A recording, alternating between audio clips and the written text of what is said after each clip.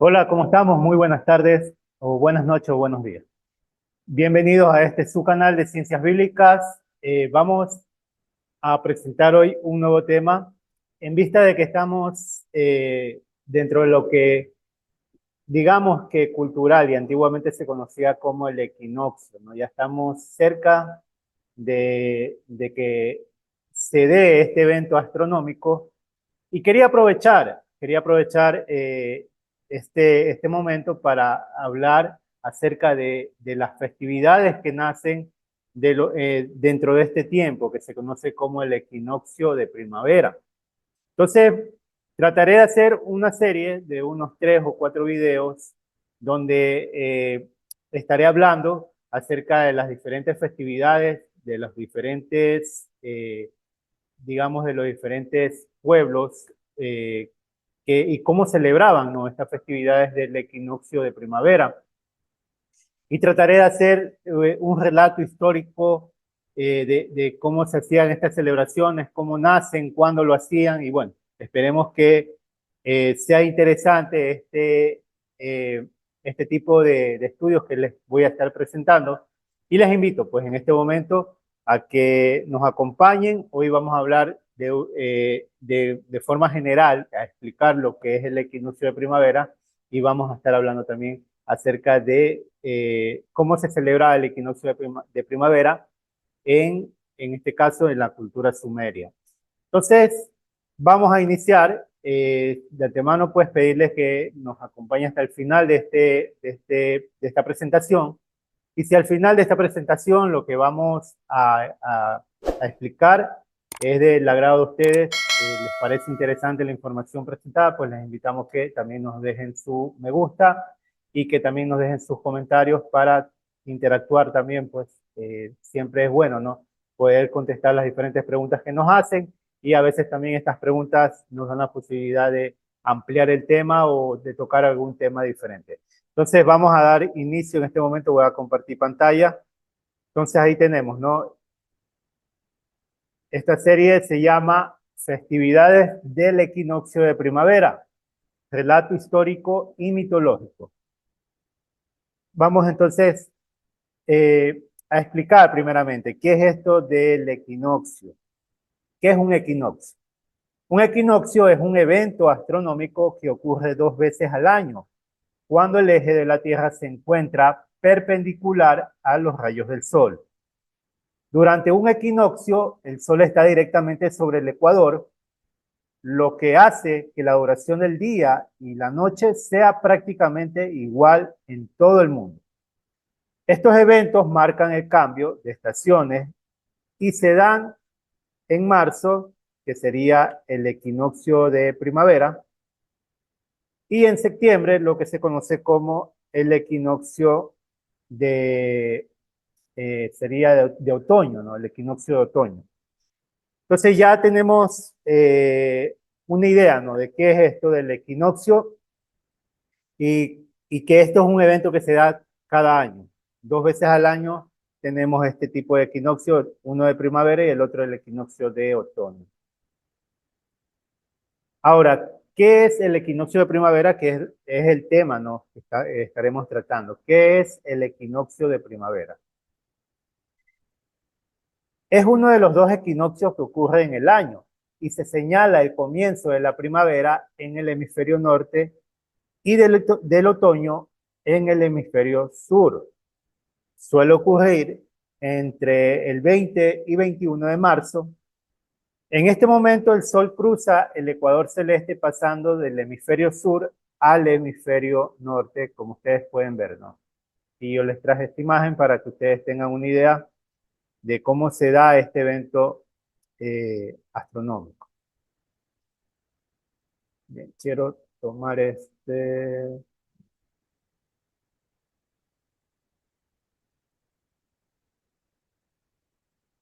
Bien. Ahora vamos a conocer un poquito más, ¿no?, de este equinoccio de primavera.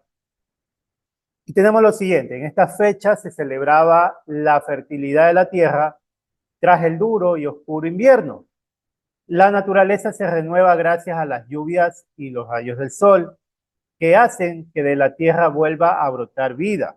Ese es, digamos, el conocimiento que se tiene o que se tenía en las diferentes culturas antiguamente, sobre todo en las donde vamos a estar, vamos a enfocar este estudio, ¿no? Que es en las culturas de los pueblos de la Mesopotamia.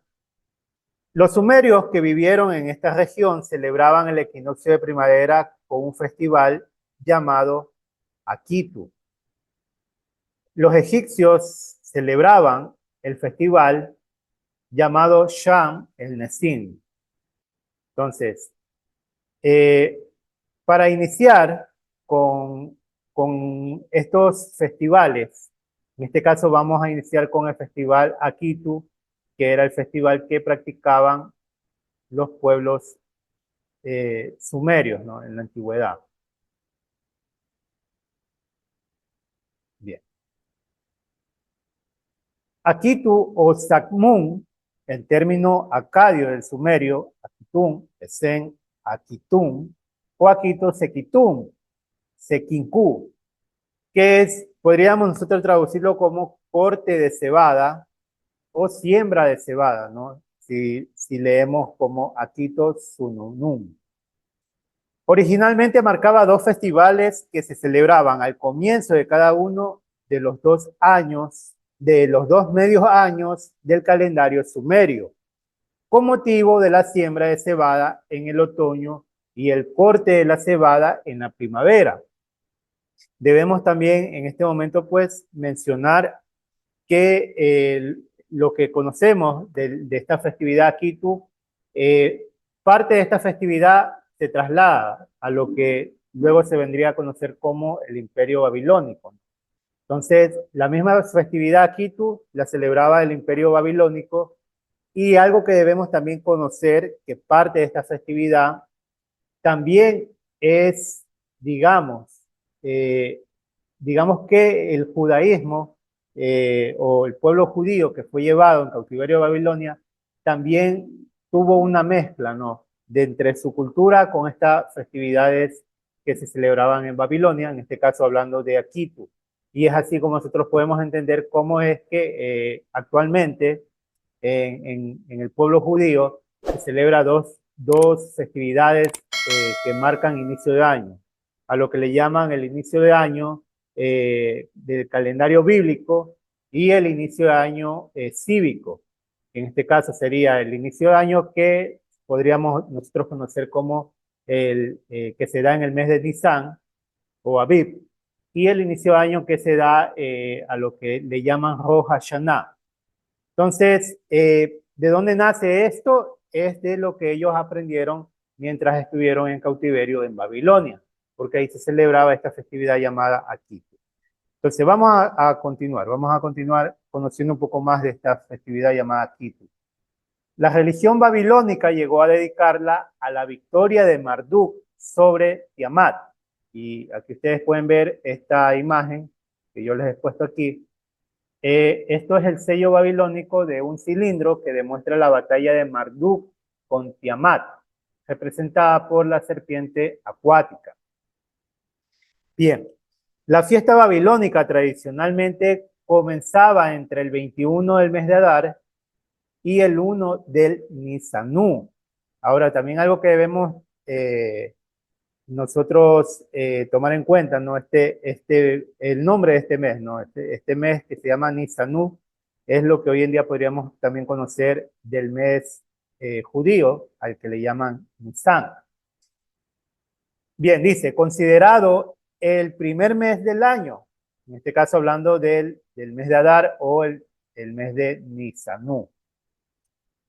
Considerado el primer mes del año, equivalente a los que nosotros actualmente conocemos en el calendario gregoriano como el mes de marzo o mes de abril, o entre estos 2 meses.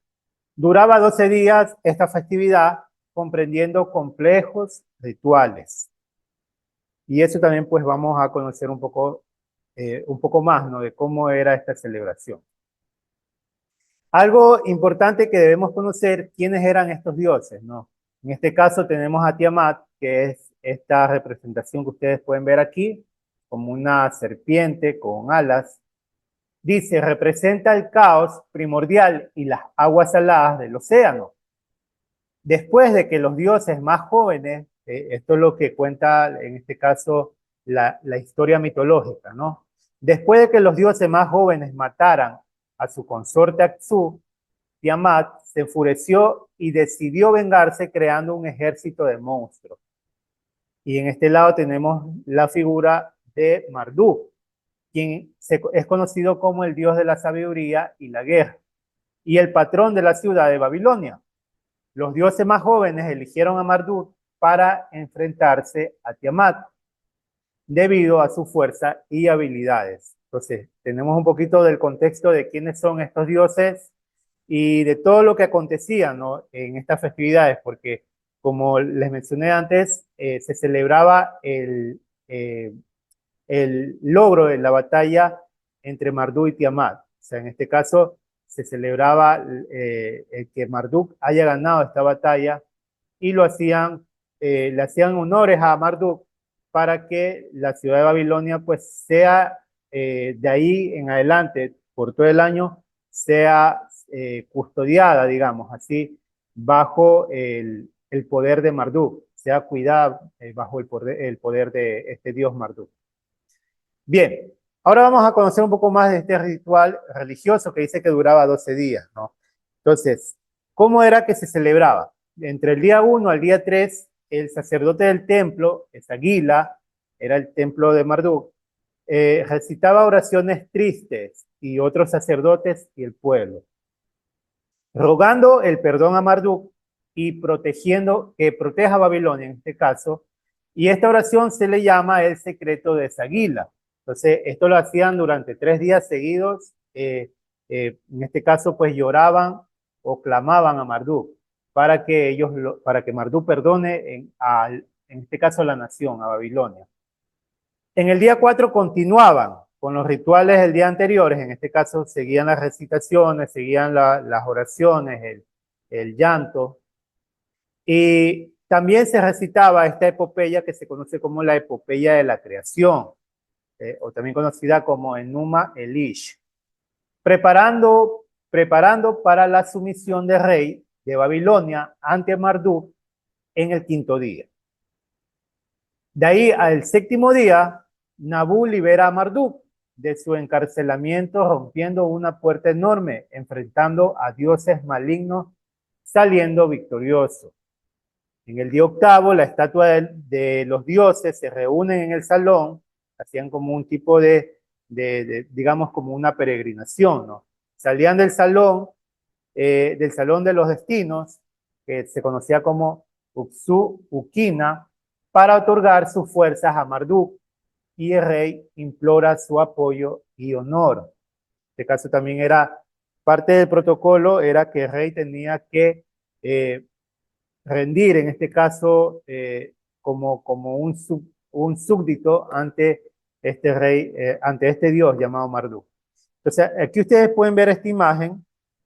Lo que se puede describir en esta imagen es lo siguiente.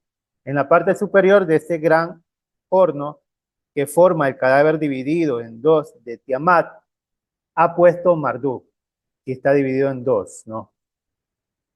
Perdón, dice, los grandes astros, ha puesto Marduk los grandes astros, destacando de un modo especial la importancia de su hígado, utilizado en la adivinación de tipo astronómico. Por eso que cuando ustedes hacen una investigación, ¿no?, de las costumbres, de los rituales religiosos de los pueblos, normalmente eran en este caso, el hígado, los riñones eran utilizados para hacer tipo de rituales, y en este caso lo utilizaban como para adivinaciones, para predecir un acto que iba a acontecer. Y esto era muy común en los pueblos antiguos, ¿no? En esto también hay una diferencia cuando nosotros leemos las escrituras y vemos cómo era el servicio del templo, en este caso del pueblo de Israel. Vemos que había una diferencia, ¿no? Porque según lo que dice la Torá, lo que declara la Torá, o lo que se especifica en las leyes de la Torá, no hay este tipo de rituales, ¿no? O sea, en este caso no se pide el hígado como, o los sacerdotes no utilizaban el hígado como lo utilizaban los sacerdotes de los otros dioses para hacer adivinación, ¿no? Sino que el ritual era diferente. Entonces, ahí yo les estoy dando un tipo de diferencia de cómo servían, en este caso, los sacerdotes a los dioses de ellos y cómo se servía según la Biblia, ¿no? Cómo servían los sacerdotes de la Biblia, en este caso al Dios Todopoderoso, al Eterno. Bien, continuemos con este ritual, ¿no? ¿Cómo era este ritual? Ya vimos hasta el día séptimo.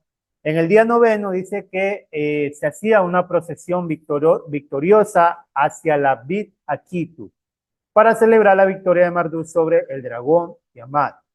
Y se expresa la alegría por la renovación de su poder. En el día décimo, la celebración de Marduk con dioses inferiores y superiores y el retorno a la ciudad para su matrimonio con la diosa Ishtar, simbolizando la unión entre la tierra y el cielo. Y todo esto también hacía un simbolismo, ¿no? También en este caso, el rey de Babilonia hacía lo mismo, hacía el mismo simbolismo de tomar a una esposa, como lo hacía en este caso Marduk, que tomaba a Ishtar.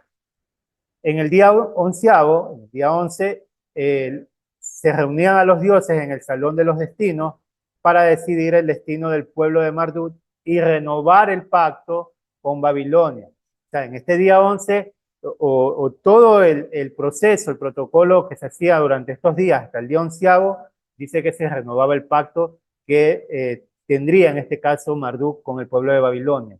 Esto era lo que hacían cada año, hacer una renovación del pacto para que Marduk proteja, en este caso, a Babilonia.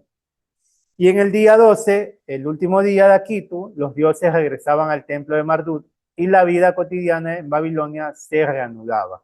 O sea, era todo un protocolo para hacer, digamos, como lo dice en el día onceavo, se hacía una renovación del pacto entre Marduk y Babilonia.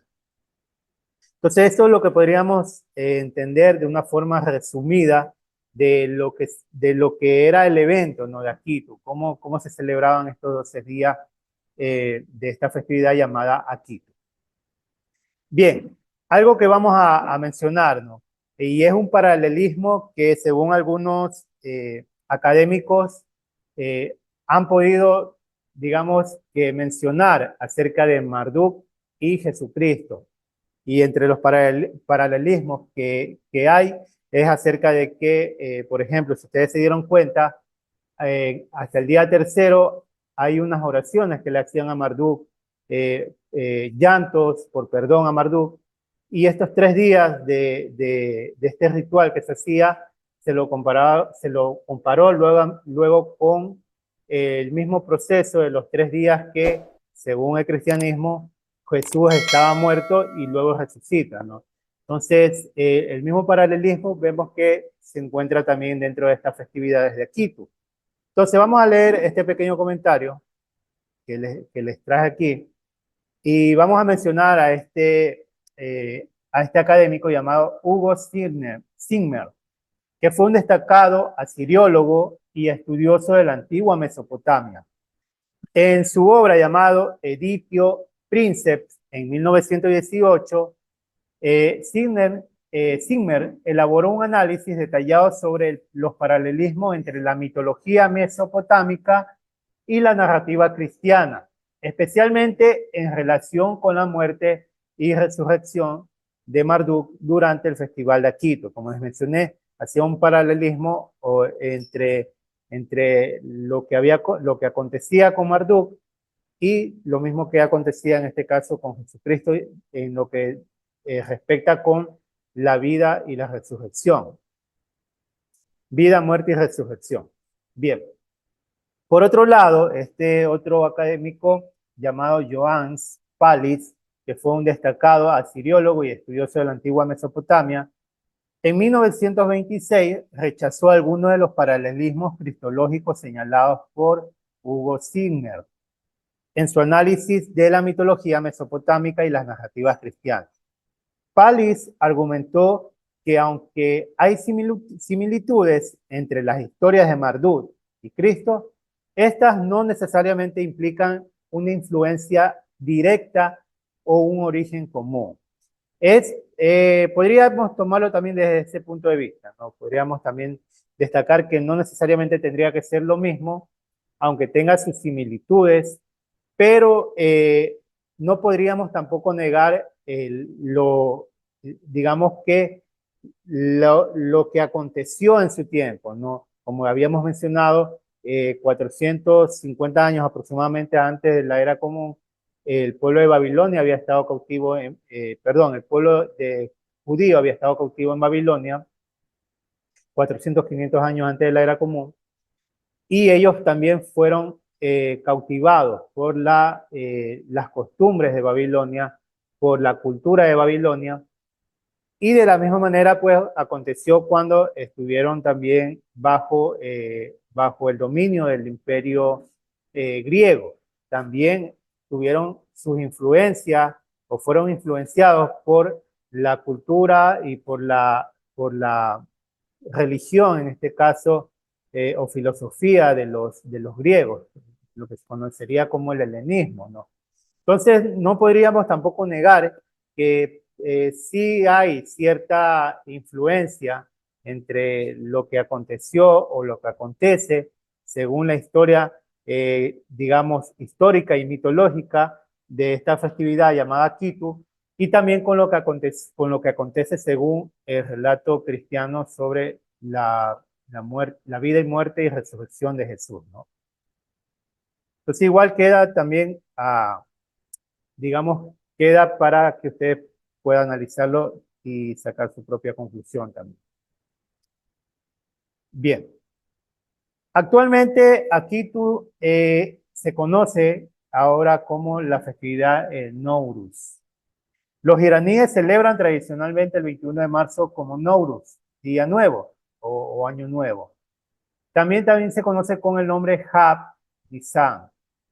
Es el nombre de la fiesta de la primavera entre los asirios que se celebra el 1 de abril, como correspondiente al inicio del calendario asirio. Entonces, el 1 de abril, en Asiria o en Siria, en Irán, se celebra esta festividad llamada Nowruz. El nombre acadio, Akitu, se reintrodujo en el asirianismo y cayó el día 1 de Nisan, del llamado calendario asirio, introducido en la década de 1950, que se corresponde con el día 1 de abril del calendario gregoriano. Entonces, algo que sí debemos conocer, y bueno, quiero hacer una acotación, es acerca de este nombre, ¿no? Que se llama Nisan. ¿Por qué quiero hacer una acotación? Porque tradicionalmente pues también se conoce dentro del calendario Hillel, el calendario de Hillel que se conoce como el calendario judío, también existe este nombre Nisan. Este nombre pues nace de esa misma influencia que tuvieron los judíos en Babilonia, pero sí hay una diferencia en cuanto a los años, a los meses. Nunca los días caen igual, por ejemplo, este año con el año anterior. Siempre hay diferencias, ¿no? Sin embargo, nosotros vemos que el 1 de Nisan, que sería para los iraníes el año nuevo, cae específicamente dentro de lo que se conoce como el calendario gregoriano, como el 1 de abril. No sucede lo mismo con el 1 de Nisan del pueblo judío. Siempre hay diferencia entre año a año, nunca cae el mismo día.